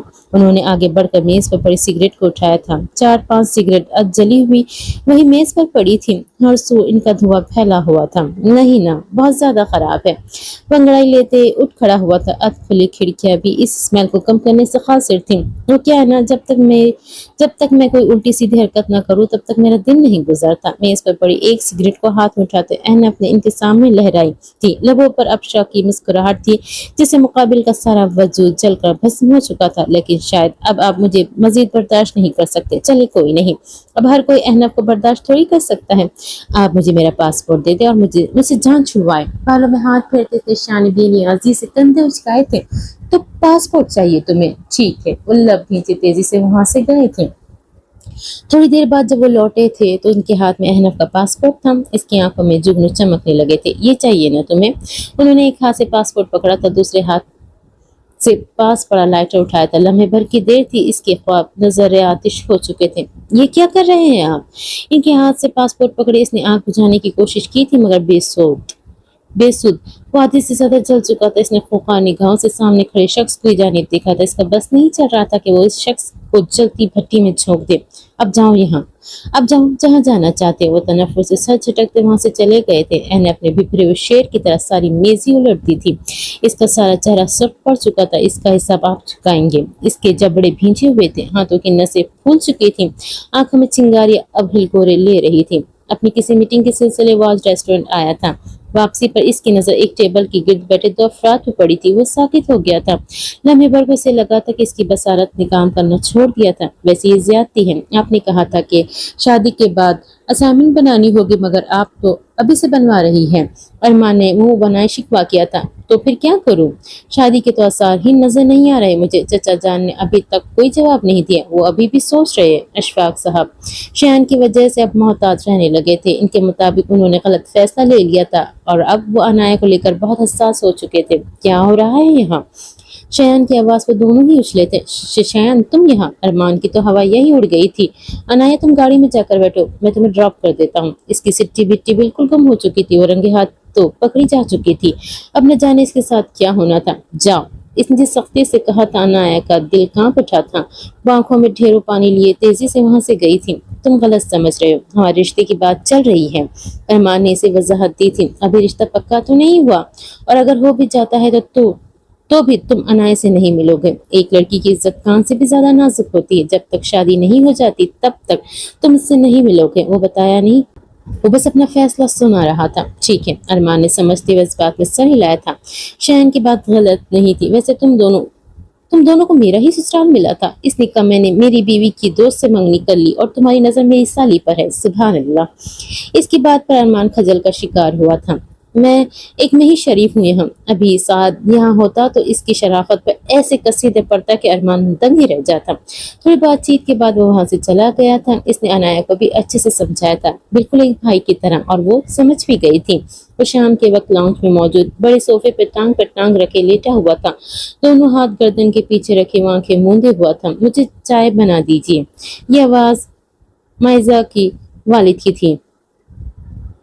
एनफ एहनफ के लब हौले से मुस्कुराए थे। खेल तो शुरू हो चुका था। ये फ्रिज किसने लॉक किया है? ये आवाज माइजा की वालदा की थी। क्या मतलब? इनके शौहर परेशानी की हालत में किचन में दाखिल हुए थे। मैंने तो कभी फ्रिज लॉक नहीं किया और इसकी चाबी भी नहीं मिल रही। इसके चेहरे पर इस तरह भी इस तरह था। हद होती है लापरवाही की। आपने तो नहीं किया, फिर किसने किया है? आप करके भूल गई होगी। वो सर झटकते अपने कमरे में गए थे। मेरे जूते कहाँ हैं? 2 मिनट बाद कमरे से आवाज आई थी। वही सामने तो रखे हैं। वो भागती हुई अपने कमरे में गई थी। मामा आपका फोन नहीं मिल रहा। मैंने गेम खेलने के लिए उठाया था, फिर पता नहीं कहाँ चला गया। माइजा भागते हुए लाउंज में आई थी। मेरा वॉलेट कहाँ है? ये सदमे से भरी आवाज माइजा की वालिद की थी। आखिर इस घर में हो क्या रहा है? वो चिल्लाते हुए बाहर लाउंज में आए थे। वो आंखें बंद किए हर एक की हालत से लुत्फ अंदोज हो रहा था। खैर, ये सब बाद में देख लेंगे। फिलहाल मुझे घर के कागजात ना कर दे, मुझे देर हो रही है। उन्होंने इस घर को बेचकर एक और जगह घर लिया था जिसकी आधी कीमत वो अदा कर चुके थे। बाकी आधी कीमत उन्होंने ये घर बेचकर अदा करनी थी। वो भी नहीं है। वो गिरते गिरते बचे थे। अब अगले आधे घंटे घर में भौचाल आया था कि मानो सब कुछ उलट पुलट हो चुका था। घर की हर एक चीज तहस नहस हो चुकी थी। हर एक कोना, जहाँ कॉकरोच तो दूर मच्छर तक न पाया जाता, वहां तक भी रसाई हासिल की गई थी, मगर सारी की सारी कोशिश रायगा जा चुकी थी। थक हार के तीनों ही लाउंज में बैठ गए थे। माइजा के वालिद की नजर अब सुकून से सोए हुए इस 16 साल अजाब पर पड़ी थी। इनका माथा ठनका था। अहनाफ, उन्होंने इसे झंझोड़ा था। वो मंदी मंदी सी आंखों से जमाए लेटे उठ कर बैठा था। आखिरकार वो इतनी गहरी नींद जो सो रहा था। तुमने इस घर के कागजात कहीं देखे हैं? मेरे पास ही है। एक जोरदार अंगड़ाई लेते इसने अपना सर सोफे की पुष्ट से टिकाया था। सारे घर वाले इसका मुंह ही तकते रह गए थे। कहाँ है वो कागजात? मुझे दो, उन्होंने बामुश्किल गुस्से पर काबू पाते कहा था। आपको देने होते तो उठाता ही क्यों? वाह क्या ईमानदारी थी। तुम, वो कुछ सख्त कहते कहते रुके थे। देखो, मैं तुमसे बिल्कुल भी बहस के मूड में नहीं हूँ। मेरी डील हुई और मैंने कल तक अगर इस घर की बाकी पेमेंट ना की तो वो घर मेरे हाथ से चला जाएगा और मैं ऐसा नहीं होने दूंगा। ठीक है, मैं आपको पेपर्स दे देता हूँ, बदले में आप मुझे पासपोर्ट बना कर देंगे। इसने दो टोक अंदाज में अपना मौकिफ बयान किया था। वो सर आ भर कर रह गए थे। ठीक है, मैं बनवा देता हूँ, मगर पहले पेपर्स मुझे दो। पहले पासपोर्ट या फिर पेपर्स? माइजा और उसकी माँ तो बस इसे देख कर ही रह गई थी। 16 साल की उम्र में वो 16 साल की उम्र में वो हर एक को ना को चने चबवा रहा था।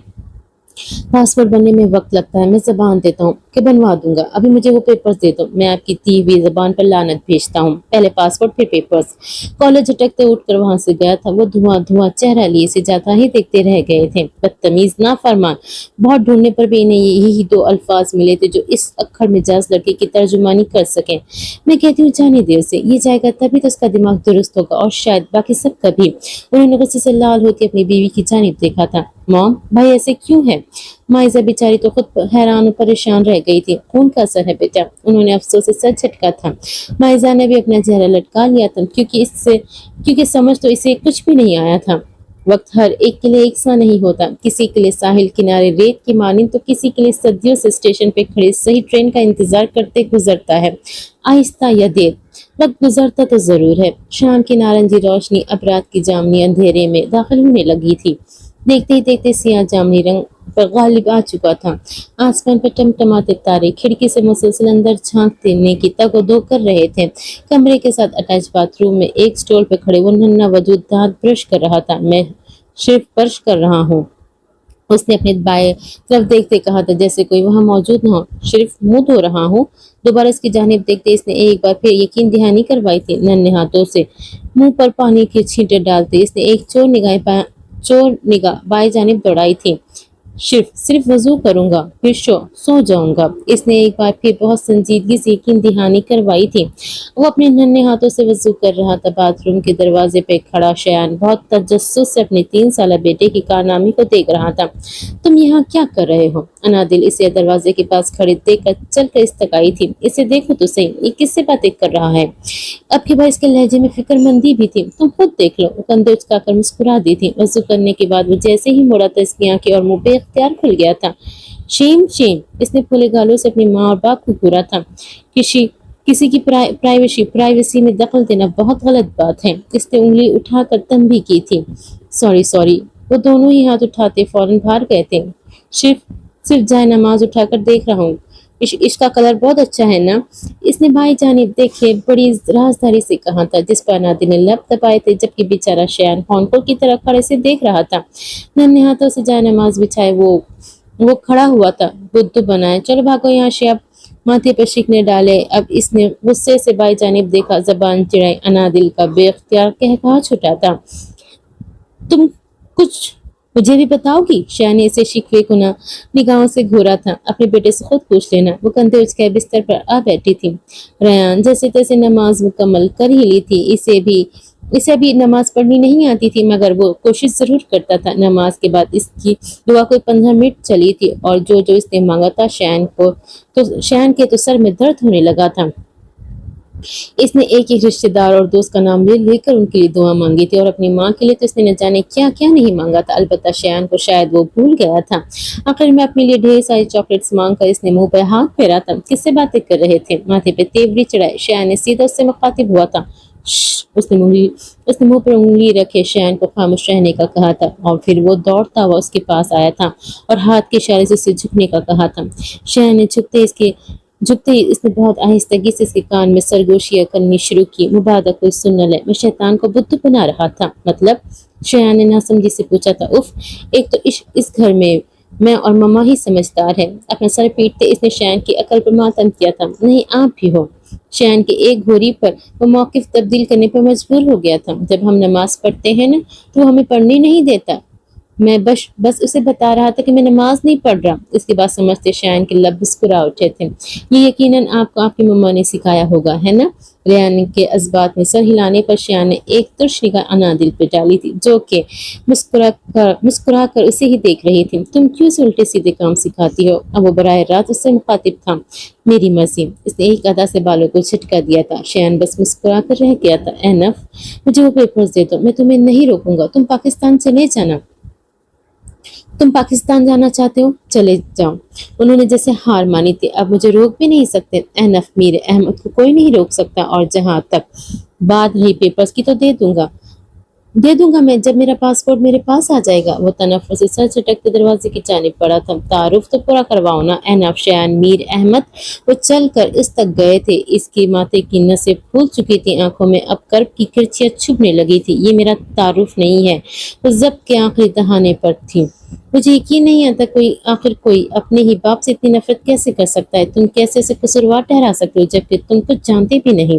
سب جانتا ہوں میں، اپنی آنکھوں سے دیکھا ہے میں نے سب۔ میری ماں سڑک پر خون میں لت پت تڑپتی رہی، مدد کے لیے پکارتی رہ گئی، مگر وہ شخص، اسے رحم نہیں آیا۔ وہ اپنی اس نام نہاد بیوی جس سے وہ عشق کے دعوے کرتا ہے اس کے ساتھ چلا گیا۔ میں معاف کر دیتا، سب کچھ معاف کر دیتا۔ انہوں نے گاڑی سے ہٹ کیا، میں معاف کر دیتا، مگر کم از کم ہمیں ہسپتال تو لے جاتے۔ اگر بر وقت ہسپتال پہنچ جاتے تو آج میری ماں اس کے گلے میں گرہ پڑی تھی۔ تنفس بری طرح پھول چکا تھا۔ وہ سرخ انگاروں آنکھیں لیے تیزی سے وہاں سے گیا تھا، بس اس کی حالت پر افسوس ہی کر سکے تھے۔ اپنے کمرے میں آ کر اس نے فوراً دروازہ بند کیا تھا۔ دروازے کے ساتھ ٹیک لگائے وہ زمین پہ بیٹھتا چلا گیا تھا۔ اس کی ایک آنکھ سے آنسو بہہ کر گال پہ لڑک گیا تھا۔ تم میرے ساتھ یہ نہیں کر سکتے۔ میں کیا کر رہا ہوں؟ ساری غلطی تمہاری ہے۔ ہمارے درمیان کسی تیسرے کو تم لے کر آئی ہو، میں نہیں۔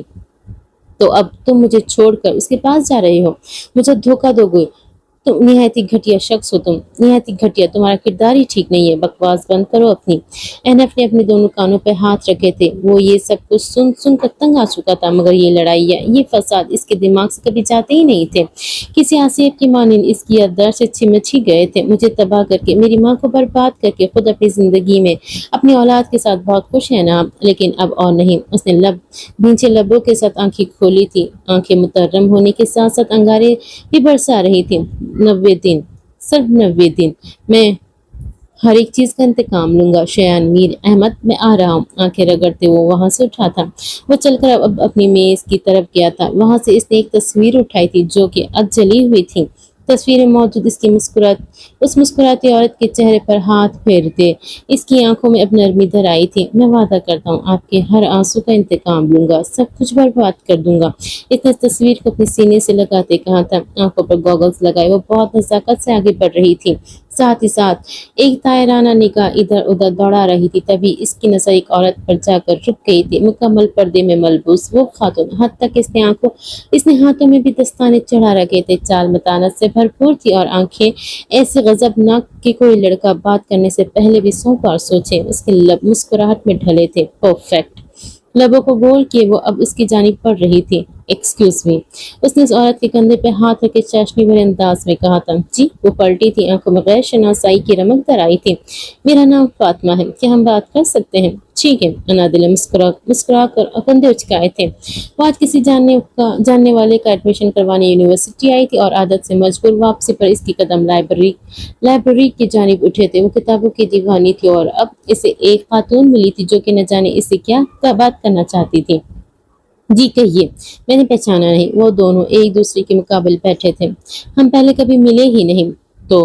وہ تو آپ کے پردے نے مجھے متاثر کیا تو میں نے سوچا کہ بات کر لینی چاہیے۔ اس نے گہری نگاہوں سے انادل کا جائزہ لیا تھا، مانو اس کا چہرہ دیکھنے کے لیے بے تاب ہو۔ میں سمجھی نہیں۔ ہم ایک NGO چلاتے ہیں اور مختلف جگہ جا کر سیمینار بھی کرتے ہیں. ہمارا اگلا سیمینار پردے کے متعلق ہے. کیا آپ لوگوں کو اس طرف مائل کرنے کے لیے ہماری مدد کریں گی؟ اس کے سوال پر وہ لمحے بھر کو سوچ میں پڑی تھی. پھر فاطمہ کی آنکھوں میں آنکھیں ڈال کر تھوڑا آگے کو چکی تھی. سوری، میں انٹرسٹڈ نہیں ہوں، وہ کہہ کر فوراً اٹھی تھی. کیا آپ نہیں چاہتے کہ باقی لوگ بھی آپ کی طرح اسلام کی طرف مائل ہوں؟ ہم بس چند ویڈیوز اور فوٹو سیشن ہی کریں گے. آپ بے شک نقاب نہ اتاریے گا. اس کی بات پر وہ ایڈیو بل واپس گھومی تھی. اس کے قریب آ کر انادل نے ہاتھ پر ہاتھ باندھے.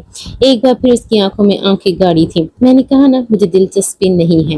اور ہاں، آپ سیمینار سے پہلے یہاں سے ابایا خرید لیجئے گا. یہاں بہت اچھے ابایا ملتے ہیں. اس نے ایک کارڈ فاطمہ کی جانب بڑھایا تھا. وہ کیا ہے نا کہ دوسروں کو کسی چیز پر آمادہ کرنے کے لیے پہلے خود وہ کام کرنا پڑتا ہے. اسے وہی سن وجود کے ساتھ چھوڑے وہ آگے بڑھ گئی تھی.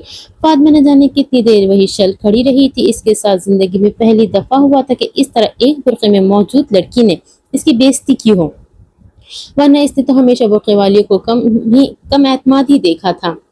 یہ اس کا کام تھا، غریب پردہ دار لڑکیوں کو ڈھونڈنا، انہیں پیسوں اور نیک کام کرنے کا لالچ دینا، پھر اپنے مطابق ان سے پردے کے خلاف بیان دلوانا. کچھ مہینوں بعد انٹرنیٹ پر مسلم خاتون کی جانب سے اس طرح کا بیان آنا کہ ہر طرف ہی بھونچال کھڑا کر دیتا تھا. باہر کی تنظیموں کو خوش کرنے کے لیے کافی تھا. بدتمیز، جاہل، فضول انسان، تم سمجھتے کیا ہو؟ خود کو مسلسل روتے ہوئے چیخ رہی تھی. میری جان، بات سمجھنے کی کوشش کرو. وہ پچھلے آدھے گھنٹے سے اسے صفائیاں پیش کرتے کرتے تھک چکا تھا، مگر وہ اس کی سن ہی کہا رہی تھی. مجھے رہنا ہی نہیں تمہارے ساتھ. سوٹ کیس میں کپڑے ڈالتے ہوئے مسلسل رو رہی تھی. جو اس طرح گھر چھوڑ کر جانا کہاں کی عقل مندی ہے؟ بیٹھ کر بات کر لیتے ہیں نا. مصالحت کی ایک ناکام کوشش بیٹھ کر. میں تم جیسے گھٹیا شخص کے ساتھ کھڑے ہو کر بھی بات نہ کروں. میری تو عقل پر ہی پتھر پڑ گئے تھے جو میں نے تم سے شادی کر لی. ہائے اللہ، یہ میں نے کیا کر دیا؟ اپنا ماتھا پیٹتے ہوئے زار و قطار رو رہی تھی. سامنے صوفے پہ 3 سالہ ریان بیٹھے مزے سے چاکلیٹ کھاتے، ٹانگ پر ٹانگ جمائے کارٹون دیکھ رہا تھا. اس نے ایک نظر اپنے جھگڑا کرتے ماں باپ کی طرف دیکھا اور پھر سامنے LED کی اسکرین کو. پھر کچھ سوچتے ہوئے اس نے نظریں دوبارہ اسکرین کی طرف مرکوز کی تھی. اپنے ماں باپ کی یہ لڑائی تو کبھی بھی دیکھ سکتا تھا، فی الحال کارٹون زیادہ اہم تھے. تو مجھے چھوڑ کر جا رہی ہو؟ شیان نے بے بسی سے کہا تھا. ہاں، ان چند سالوں میں بہت بار ان کا جھگڑا ہو چکا تھا، مگر انادل نے کبھی بھی اس طرح گھر چھوڑ کر جانے کی بات نہیں کی تھی. مگر آج صبح ہی وہ اپنا تمام تر سامان پیک کر رہی تھی. انادل، چھوٹی سی بات پر اتنا ریئیکٹ کیوں کر رہی ہو؟ وہ جھنجھلایا تھا. چھوٹی سی بات؟ یہ چھوٹی سی بات ہے. وہ مزید بگڑی تھی. اچھا ٹھیک ہے، میں غلط، تم ٹھیک. میں معافی مانگتا ہوں. پلیز اب رونا دھونا بند کرو. اس حالت میں اتنا سٹریس لینا بالکل ٹھیک نہیں ہے. ابھی 2 ہفتے پہلے ہی انہیں خوشخبری ملی تھی کہ وہ ایک بار پھر ماں بننے والی ہے. اب آئے نا تم مدعے پر. تمہیں صرف اپنی اولاد کی پرواہ، میری نہیں. منہ بسورے وہ پھر رو دی تھی. ایسی بات شیان نے اسے خود سے لگانا چاہا تھا، مگر انادل نے فوراً ہی سے پرے دھکیلا تھا. اتنے میں ایک بار پھر شیان کا فون بجا تھا. بھاڑ میں گئی میٹنگ. فون پر کسی کو صلاحاتیں سنائے. اس نے فون بند کیا تھا. یہاں اس کا گھر داؤ پر لگا ہوا تھا اور ان لوگوں کو میٹنگ کی پڑی تھی. اچھا ٹھیک ہے، میں تمہیں ایک بار پھر سمجھاتا ہوں. کل رات انایا اور ارمان کی ویڈنگ اینیورسری تھی. واپسی پر تم بہت تھک گئی تھی، اس لیے تہجد کے وقت تم نہیں اٹھ سکی. اب ویسے بھی فجر تو پڑی ہے نا تم نے. شیان نے پھر اسے سمجھانے کی کوشش کی تھی. شیان کے مشورے پر انایا نے کل رات قوالی نائٹ رکھی تھی جس پر وہ اور انادل گئے تھے. ٹھیک ہے، میں تھک گئی تھی، اسی وجہ سے آنکھ نہیں کھلی، لیکن تم اٹھا تو سکتے تھے نا مجھے. وہ شکوہ اپنی جگہ برقرار تھا. یار، اپنی حالت دیکھو، تمہاری طبیعت ویسے ہی ٹھیک نہیں رہتی، بس اسی لیے نہیں اٹھائے. اور ویسے ہی اتنی چڑچڑی رہتی تھی. اور اب پریگننسی کے بعد تو مزید چڑچڑی ہو گئی تھی، اور ڈاکٹر نے بھی اس کا خاص خیال رکھنے کو کہا تھا. تو پھر تم نے کیوں پڑھی نماز؟ اصل مسئلہ یہ نہیں تھا کہ انادل نے تہجد کی نماز نہیں پڑھی. اصل مسئلہ یہ تھا کہ شیان نے کیوں اکیلے نماز پڑھی تھی. غلطی ہو گئی مجھ سے، آج کے لیے معاف کر دو. آگے تمہیں ہر روز اٹھاؤں گا. بس ہاتھ جوڑنے کی کسر رہ گئی تھی. مجھے نہ تمہاری ساری چالاکیوں کا پتہ چل گیا ہے. بھرائی آواز کے ساتھ منہ کھلائے انادل نے شیان کو گھورا تھا. کون سی چالاکیاں؟ اس کے چہرے سے صرف لاچاری ٹپک رہی تھی. یہی کہ تم جنت میں اکیلے جانا چاہتے ہو، اور اگر غلطی سے میں جنت میں چلی بھی گئی تو تم یہی چاہتے ہو کہ میں تم سے نچلے درجے پر ہوں. اپنی شریک حیات کی اتنی دور کی سوچ پر شیان کو اچھے خاصے چکر آئے تھے. اللہ جانے کہاں سے انادل کے دماغ میں سب باتیں آتی تھی. تمہارے دماغ میں سب باتیں کون ڈالتا ہے؟ لہجے میں بے بسی تھی. کوئی نہیں، الحمدللہ، میں خود بہت ذہین ہوں. انادل نے ناک سے مکھی اڑاتے کہا تھا. ماشاءاللہ. وہ بس یہی کہہ سکا تھا. بس جا رہی ہوں میں، اب تم جیسے ظالم انسان کے ساتھ مزید نہیں رہ سکتی۔ آخری سوٹ بیگ میں ڈالے۔ اب اس نے بیگ بند کیا تھا۔ آخر کون سے ظلم کیے ہیں میں نے تم پر؟ ہاتھ باندھے اس کے تاثرات تھوڑے سخت ہوئے تھے۔ کوئی ایک ہو تو بتاؤ۔ نہیں، میں جاننا چاہتا ہوں کہ تم میرا ہر ایک کیا گیا ظلم بتاؤ۔ آفس سے لیٹ تو ویسے ہی ہو چکا تھا، اب کم از کم وہ اپنی بیوی پر ڈھائے گئے ظلم کی داستان تو سن لیں۔ اب کل رات کی ہی بات دیکھ لو، میں کیسی ترسی نگاہوں سے ایک کولڈ ڈرنک کو دیکھ رہی تھی اور تم نے مجھے ایک سپ بھی نہیں لینے دی۔ واہ کیسے کم تھا! اس حالت میں تمہیں وہ پینے بھی نہیں دوں گا۔ اگلا ظلم بتاؤ۔ تو مجھے کتابیں بھی نہیں پڑھنے دیتے۔ وہ ساری رات بیٹھ کر الٹی سیدھی کتابیں پڑھتی رہتی تھی۔ شیان اسے بہت روکتا تھا مگر وہ انادل ہی کیا جو کسی کی بات سن لے، لیکن پریگننسی کے بعد اس کی کتابیں پڑھنے پر مکمل پابندی لگ چکی تھی۔ شیان نے ریان کی باری بھی یہی کیا تھا۔ ڈیلیوری تک ان کتابوں کو بالکل بھول جاؤ۔ اگلا ظلم بتاؤ۔ وہ جب پڑھنے بیٹھتی تھی تو اسے کسی چیز کا ہونا ہوش نہ رہتا تھا، نہ کھانے کا نہ ہی پینے کا۔ عام حالات میں تو وہ کبھی کبھی اس کے سینے پر سر رکھے بھی کتاب پڑھتی رہتی تھی، جس پر شیان نے ہمیشہ ہی صبر کے گھونٹ بھرے تھے۔ اگر یہ کتابیں ارمان یا کسی اور شخص کی ہوتی تو وہ کب کا ان کو نیست نابود کر چکا ہوتا، مگر یہ کتابیں تو انادل کی تھی اور وہ اچھی طرح جانتا تھا کہ اس کی نک چڑی بیوی کی نظر میں ان کتابوں کی اس سے زیادہ اہمیت تھی۔ اور تو مجھے سونے بھی نہیں دیتے۔ ایک اور شکوہ کیا گیا تھا۔ استغفر اللہ! شیان نے باقاعدہ اپنے دونوں کانوں کو ہاتھ لگایا تھا۔ باقی سارے ظلم تو پھر بھی قابل قبول تھے، مگر یہ پورا دن تو سوتی ہو تم۔ اب کی بار شیان نے اسے گھورا تھا۔ جھوٹے کہیں کہ اگر میں دن میں 3 گھنٹے بھی سو جاؤں نا تم فوراً اٹھا دیتے ہو مجھے۔ ہاں تو تم سوتی ہی ایسے ہو کہ اگلا بندہ پریشان نہیں ہو جائے۔ انادل کی نیند کی شدائی تھی، یہ بات تو شیان پہلے سے ہی جانتا تھا، مگر کس حد تک اس کا اندازہ اسے شادی کی کچھ دنوں بعد ہی ہوا تھا۔ اچھا کیسی سوتی ہوں میں؟ وہ دونوں ہاتھ کمر پر رکھے آنکھیں چھوٹی کی شیان کی قریب آئی تھی، جس پر وہ 2 قدم پیچھے ہٹا تھا۔ میرا مطلب ہے بہت آرام اور سکون سے۔ انادل کے خطرناک تیور دیکھ کر شیان فوراً مناسب الفاظ ڈھونڈے تھے۔ مما، بابا جھوٹ بول رہے۔ بابا تو کہتے ہیں تمہاری ماں تو گدھے گھوڑے بیچ کر سوتی ہے۔ رین نے پہلی بار گفتگو میں حصہ ڈالا تھا، بلکہ جلدی پر تیل چھڑکا تھا۔ شیان! انادل نے ایک زبردست مکہ اس کے بازو پہ چڑھا تھا۔ جھوٹ بول رہا ہے۔ شیان نے دانت پیستے ریان کو گھورا تھا، یعنی اب اس کی خیر نہیں تھی۔ باپ کی اس گھوری پر ریان کے چہرے کا رنگ ایک دم پھک پڑا تھا۔ میرا بیٹا جھوٹ نہیں بولتا، لہجے میں فخر تھا۔ اچھا نا میری جان، اب چھوڑ تو نہ ساری باتیں، چلو ہم ڈیل کر لیتے ہیں۔ مصالحت کی آخری کوشش کی گئی تھی۔ کیسی ڈیل؟ ایک آنکھ اچکا کر انادل نے پوچھا تھا۔ رات میں تمہیں کافی بنا کر پلاؤں گا، مسکرا کر آفر کی گئی تھی۔ میرا برقع کہاں گیا؟ اب وہ ادھر ادھر نظر گھما کر دیکھ رہی تھی۔ اچھا کل اتوار ہے نا، تم پورا دن سوئی رہنا، میں تمہیں بالکل ڈسٹرب نہیں کروں گا۔ وعدہ رہا۔ وہ سوچ میں پڑ گئی تھی، یہ آفر اتنی بری نہیں تھی۔ رات میں واپس آ کر تمہیں سورۃ الرحمن کی تلاوت سناؤں گا۔ آپ شیان اس کی دکھتی رگ بہار رکھا تھا۔ ٹھیک ہے، مگر سورۃ الرحمن کے ساتھ سورہ یوسف کی تلاوت بھی سنوں گی۔ ایک دم ہی سارا غصہ جھاگ بن کر جیسے اڑ گیا تھا۔ مجھے منظور ہے۔ شیان نے شکر کا کلمہ پڑھا تھا۔ مما، میں بش تھوڑا سا بڑا ہو جاؤں، پھر میں آپ کو اچھی سی آواز میں سارا قرآن سناؤں گا۔ کارٹون دیکھنے کے بعد وہ بہت لاڈ سے انادل کے گلے لگا تھا، جس پر شیان نے خطرناک تاثرات لیے اپنے 3 سالہ بیٹے کو گھوری سے نوازا تھا، جو کہ اس کی روزی روٹی پہ لات مارنے کو تیار بیٹھا تھا۔ ایک یہی تو چیز تو تھی جس سے انادل متاثر ہوتی تھی۔ یار اس کا سر تو ٹھیک کرواؤ۔ وہ سر جھنجھلایا تھا۔ آخری مسئلہ کیا ہے تمہارے ساتھ؟ آہستہ آہستہ سیکھ جائے گا۔ اپنے بیٹے کے سر پر بوسہ دیے انادل نے ایک بار پھر اسے گلے سے لگایا تھا۔ کاش مجھے بھی کوئی ایسے ہی گلے لگاتا۔ وہ بڑبڑایا تھا۔ کچھ کہا تم نے؟ ریان کو خود سے اللہ کرتے انادل نے بہت آرام سے پوچھا تھا۔ نہیں، مسکرا کر کہتے اس نے ایک سخت نگاہ ریان پر ڈالی تھی، یعنی آفس سے آنے کے بعد اس سے حساب لے گا۔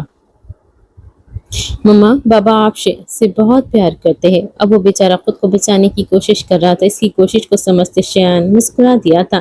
وہ گدھے گھوڑے بیچنے والی بات تو بابا نے غصے میں کہی تھی، ورنہ بابا آپ سے بہت زیادہ پیار کرتے ہیں، اس لیے تو حج پر لے کر جا رہے ہیں۔ کیا؟ شوق کی کیفیت میں وہ ایک جھٹکے سے بستر سے اٹھی تھی۔ ریان نے فوراً اپنے چھوٹے چھوٹے ہاتھ منہ پہ رکھے تھے۔ انادل کی طرح اس کی زبان بھی بہت چلتی تھی۔ شیان، ہم حج پر جا رہے ہیں۔ وہ تو خوشی سے پھولے ہی نہیں سما رہی تھی۔ شیان نے ایک سرد نگاہ ریان پر ڈالی تھی، جس پر وہ فوراً سے وہاں سے رفو چکر ہوا تھا۔ ہم کب جا رہے ہیں؟ تم نے مجھے کیوں نہیں کچھ بتایا؟ اب وہ پاگلوں کی طرح سوال کر رہی تھی، جس پر شایان اچھا خاصا ناتب ہوا تھا۔ میرے دل میری جان، میری بات سنو۔ اس کی گال پر محبت سے ہاتھ رکھے شایان نے اسے اپنے قریب کیا تھا۔ ہم نہیں جا رہے۔ وہ واقعی بہت شرمندہ تھا۔ کیوں؟ ان چند سالوں میں 2 بار عمرے پر گئے، مگر حج پر وہ کبھی نہیں جا سکے تھے۔ اب شایان اسے سرپرائز دینے والا تھا، مگر انادل کی پریگننسی کی وجہ سے اس نے ارادہ ترک کر دیا تھا، اور آج اس 3 سالہ آفت نے سارا پول کھول دیا تھا۔ تم پریگننٹ ہو اور تمہاری صحت اس بات کی اجازت نہیں دیتی کہ ہم بیرون ملک کا سفر کر سکے۔ وہ نظریں جھکائے خاموش آنسو بہا رہی تھی۔ انادل پلیز۔ اس کے آنسو صاف کرتے شایان نے اسے خود سے لگایا تھا۔ وہ پھوٹ پھوٹ کر رو دی تھی۔ ہم اگلے سال چلے جائیں گے نا؟ آج اس ریان کی خیر نہیں تھی۔ میں اپنا بہت خیال رکھوں گی شایان، وقت پر کھانا کھاؤں گی اور دوائی بھی لوں گی، مگر پلیز مجھے حج پر لے جاؤ۔ انادل نے ایک آنکھ سے اس کی جانب دیکھا تو وہ فوراً پگھل گیا تھا۔ اچھا ٹھیک ہے، میں ایک بار پھر ڈاکٹر سے بات کروں گا۔ اگر تمہاری صحت اجازت دے گی تو ہی ہم جائیں گے، ورنہ نہیں۔ اس کے چہرے پر جھولتی ایک شریر لٹ کو کان کے پیچھے اڑستے اس نے نرمی سے کہا تھا۔ ٹھیک ہے۔ آنسو صاف کرتی وہ مسکرائی تھی۔ اب اسے شایان کو یہ دکھانا تھا کہ وہ بالکل ٹھیک ہے۔ وہ اپنے کمرے میں بستر پہ چت لیتا ہوا تھا جب مائزہ کی ماں کمرے میں داخل ہوئی تھی۔ احنف مجھے وہ پیپرز دے دو۔ وہ غصے سے اس کے سر پر آ کھڑی ہوئی تھی۔ محنت نام کی بھی کوئی چیز ہوتی ہے؟ وہ منہ بنائے اٹھ بیٹھا تھا۔ میرا دماغ خراب مت کرو۔ تم یہ سب کر کے آخر ثابت کیا کرنا چاہتے ہو؟ سب کیا سوچیں گے تمہارے بارے میں؟ تمہاری ماں نے تمہاری ایسی تربیت کی ہے، یہ سب سکھایا ہے اس نے تمہیں؟ یہ سب نہیں سکھایا، مگر میں کیا کروں؟ مجھے پتا ہے میں کیا کروں۔ اپنی ماں کی آنسوؤں کا حساب نہ لوں۔ وہ کپکپاتے لبوں کے ساتھ دہاڑا تھا۔ کس سے انتقام لوگے تم؟ وہ محض ایک حادثہ تھا ہے نا، بس ایک حادثہ۔ وہ اس کے قریبی بستر پہ بیٹھ گئی تھی۔ آنی، حادثہ نہیں تھا، جان بوجھ کر کیا گیا ہے۔ میں نے اپنی آنکھوں سے دیکھا تھا۔ ان کا ہاتھ پکڑے وہ تھوڑا قریب ہوا تھا۔ میری جان، وہ صرف حادثہ تھا، اور شایان بھائی تو اس بارے میں جانتے بھی نہیں ہیں۔ اس کی گال کے ہاتھ رکھے وہ اسے بہت پیار سے سمجھا رہی تھی۔ انہیں سب پتا ہے، وہ جھوٹ بولتے، انہوں نے جان بوجھ کر کیا۔ وہ کچھ سننے کا روادار نہ تھا۔ اس کے نزدیک صرف وہی صحیح تھا، باقی سب غلط۔ چلو ٹھیک ہے، مان لیتے ہیں کہ انہوں نے سب جان بوجھ کر کیا۔ پھر بتاؤ مجھے، وہ ایسا کیوں کریں گے؟ بتاؤ ریان، بولو۔ بتاؤ ریان، بولو۔ اور وہ اسے بچوں کی طرح پچکار رہی تھی۔ اسی گھر میں سب ریان بلاتے تھے، جبکہ کاغذات پہ اس کا نام احنف تھا۔ ریان نام انادل کو پسند تھا اور احنف شایان کو۔ وہ اب خود کو احنف ہی کہلوانا پسند کرتا تھا۔ اس کے مطابق یہ نام اسے انادل نے دیا تھا۔ انہیں دوسری شادی کرنی تھی۔ وہ ہر روز مما سے لڑتے تھے۔ انہوں نے ہاتھ بھی اٹھایا تھا۔ چلو مان لیتے کہ انہوں نے یہ سب دوسری شادی کرنے کے لیے کیا، مگر تم ایک بار اپنے دل سے پوچھو، کیا انہیں واقعی یہ سب کرنے کی ضرورت تھی؟ اگر وہ دوسری شادی کرنا چاہتے تھے تو انہیں کون روک سکتا تھا؟ مجھے نہیں پتا۔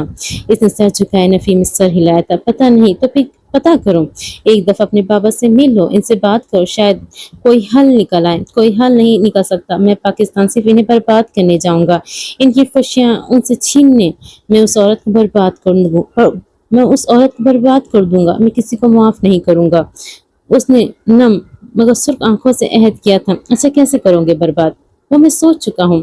اس نے نظریں چرائی تھی۔ کوئی غلط قدم مت اٹھانا ریان، انہوں نے سختی سے تنبیہ کی تھی۔ مجھے حیرت ہو رہی ہے کہ آپ اماں کی بجائے اس شخص کی حمایت کر رہی ہیں، اس شخص نے جس نے ایک بار مڑ کر نہیں دیکھا، ایک بار بھی میری خیریت نہیں پوچھی، بس کسی بوجھ کی طرح اتار کر سر سے پھینک دیا۔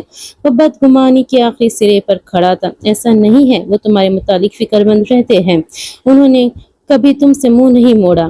آنی، مہینے کے شروع میں چند روپے اکاؤنٹ میں جمع کروانے سے فرض پورا نہیں ہو جاتا۔ ہاں ٹھیک ہے، میں ان سے ملنا نہیں چاہتا تھا، مگر وہ ایک باپ کا فرض نبھاتے نا۔ ایک بار بھی ملنے آئے وہ مجھ سے بات تک نہیں کی، کیونکہ انہیں میری پرواہ ہی نہیں۔ اپنی دوسری بیوی کے ساتھ بہت خوش ہے۔ تمہیں کیسے پتا کہ شایان بھائی نے دوسری شادی کر لی ہے؟ اوہ پلیز، وہ تمسکرانا ہنسا تھا۔ مجھ سے مت چھپائیے، میں سب جانتا ہوں۔ آپ جانتی کہ وہ افزا کون ہے؟ کون؟ ان کے ماتھے پر بل پڑے تھے۔ وہ اس کے کچھ بولنے سے پہلے ہی گھنٹی بجی تھی۔ وہ اسے تسلی دیے باہر دروازہ کھولنے چلی گئی تھی، اور ایک بار پھر بستر پہ لیٹا ماضی کی یادوں میں گم ہو گیا تھا۔ ڈریسنگ ٹیبل کے پاس کھڑے حارث نے اپنی گھڑی پہنی تھی، اب وہ بستر پہ پڑی اپنی اجرک اٹھا رہا تھا جب وہ ننھی سی جان آ کر اس کے پیروں سے چپکی تھی۔ بابا، اجرک چاہیے۔ مجھے نہیں پتا، مجھے میری اجرک چاہیے۔ وہ ضد نہیں کر رہی تھی بلکہ حکم دے رہی تھی۔ हारिस ने प्यार से अपनी 3 साला बेटी को गोद में उठाया था। शादी के तकरीबन 1 साल बाद औलाद की खुशखबरी मिलना किसी मौजज़े से कम नहीं था। अल्लाह ताला ने हलीमा और हारिस को एक बहुत प्यारी सी बेटी से नवाजा था। बेटी की पैदाइश के चंद ही महीनों के बाद हारिस की वालदा का इंतकाल हो गया था। अपने आखिरी वक्त में वो अपनी औलाद की खुशियों को देखकर बहुत खुश थी। ये आफत यहाँ पर है, चलो मेरे साथ और चलकर तैयार हो। हलीमा ने इसे हारिस की गोद से लेना चाहा था, मगर वो अपने बाप के कंधे से जा लगी थी। मैंने वो फ्रॉक नहीं पहनी, इसने नरूठेपन से कहा था। तो फिर क्या पहनना है? हलीमा ने माथे पर तेवरी चढ़ा इस्तिफसार किया था। मुझे साड़ी पहननी है, वो भी अजरक की। जहाँ हलीमा का मुंह खुला था वहीं हारिस का कहाँ छुटा था। देख रहे हैं आप अपनी बेटी को? इसने अपनी बेटी को सख्त निगाहों से घूरते कहा था। हलीमा जी जाने देना, बच्ची ही तो है। हारिस ने अपनी बेटी की भरपूर साथ दिया था। हाँ हलीमा जी जाने देना, बच्ची ही तो है, बच्ची ही तो हूँ। 3 साल की उम्र में भी इसकी ज़बान बिल्कुल साफ, जबकि अदाई और नज़ाकत आसमान को छूती थी। ठहर जाओ अब। इससे पहले कि हलीमा अगला अमल करती वो खुद तक के हारिस की गोद से उतरी थी और फिर वो कमरे से ऐसे भागी थी जैसे किसी ने जंगली जानवर छोड़ दिए हों। हलीमा जी आप क्यों इतनी टेंशन लेती हैं? बच्ची ही तो है। हारिस ने इसका गुस्सा ठंडा करने की कोशिश की थी। आप समझ नहीं रहे, जो मैं देख रही हूँ आपको नजर नहीं आ रहा। मैं एक और फातिमा को देख रही हूँ। मैं अपनी बेटी को वो नहीं बनने दूंगी। इसके लहजे में फिक्रमंदी थी, जबकि इसकी इस बात पर हारिस का रंग फीका पड़ा था, मगर अगले ही लम्हे वो खुद को नॉर्मल कर चुका था। आप छोड़े और ये सब और तैयारी करें, हम इस्लामाबाद के लिए रवाना होना है। इसकी बात पर जज्बात में सर हिलाती वहां से गई थी। जमीनों के कई मसले की वजह से वो लोग इस्लामाबाद जा रहे थे। वापसी पर घूमने फिरने का प्लान था। चंद दिन वहां गुजारने के बाद इन्हें सिखर वापस आना था। अनादिल कुछ किताबें खरीदने लाइब्रेरी गई थी और वहां इसकी मुलाकात एक बार फिर फातिमा से हुई थी। दर हकीकत फातिमा इसका पीछा कर रही थी। इस दिन की बेइज्जती के बाद अब इसे अनादिल को जानने का तजस्सुस हुआ था। क्या हम बात कर सकते हैं? मैं ज्यादा वक्त नहीं लूंगी। अनादिल ने नाचार हामी भर ही ली थी। ये औरत इसके गले ही पड़ गई थी। मैं आपके बारे में कुछ जानना चाहती हूँ। जी फरमाइए, अनादिल ने रूखे से अंदाज में कहा था। आप काफी मजहबी खानदान से लगती हैं। यकीनन आपके वालिद कोई बहुत ही नेक और मुतवस्सित ताल्लुक रखते होंगे। मेरा मतलब है मौलवी या किसी मजहबी जमात के नुमाइंदे। आपकी वालदा ने आपको फोर्स किया होगा है ना पर्दे पर? वो क्या बोल रही थी और क्यों? वो ये खुद नहीं जानती थी। पिछले कुछ सालों का जो गिल्ट था वही इसे अनादिल के सामने ले आया था। इसे जबरदस्ती पर्दा करवाया गया था। फिर इस दुनिया की हर लड़की से ही जबरदस्ती करवाया गया था। जिस तरह इस पर ये सब मुसल्लत किया गया था, इसी तरह बाकी सब पर भी मुसल्लत किया गया था। इसके अंदर एक बेचैनी सी थी जो इसे किसी सूरत चैन नहीं लेने देती थी।